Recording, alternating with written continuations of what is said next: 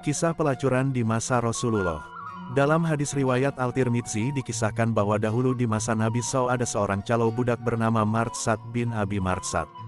Kesehariannya adalah membawa budak dari Mekah ke Madinah. Ia memiliki teman, seorang wanita bernama Anak. Anak adalah wanita nakal di Mekah. Mereka berdua adalah teman dekat. Suatu ketika, Martsad sudah berjanji kepada seorang budak di Mekah untuk membawanya. Martsad kemudian datang ke Mekah. Ketika ia sampai di salah satu tembok perbatasan kota Mekah di malam terang bulan, Anak datang dan mengetahui datangnya Martsad karena ada bayangan di tembok perbatasan. Ia kemudian tahu kalau yang datang adalah Martsad. Ia pun memanggil, "Hai, Martsad." Martsad melihatnya lalu berkata, Iya." Anak lalu berkata, sambil agak menggoda, "Selamat datang, ayo." Singkat cerita, Anak bermalam di rumah Martsad. Martsad menolak godaan. Anak lalu berkata, "Wahai Anak, Allah telah mengharamkan persinahan." Esoknya, Martsad menemui Rasulullah SAW. Ia tidak ingin terus-terusan berhubungan gelap dengan wanita malam ini. Ia lalu berkata, "Nabi, saya mau menikah dengan Anak."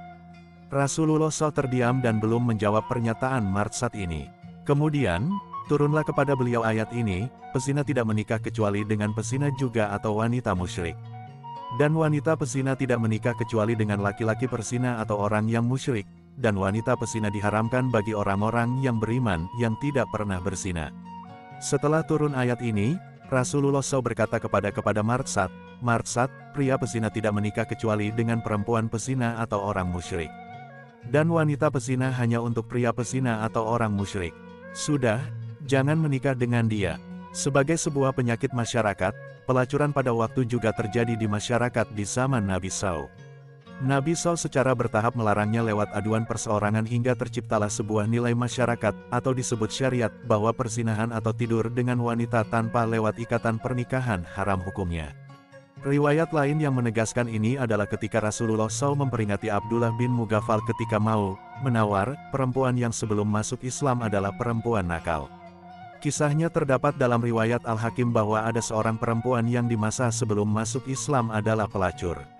Abdullah bin Mughaffal lewat di hadapan perempuan itu, begitu juga wanita itu.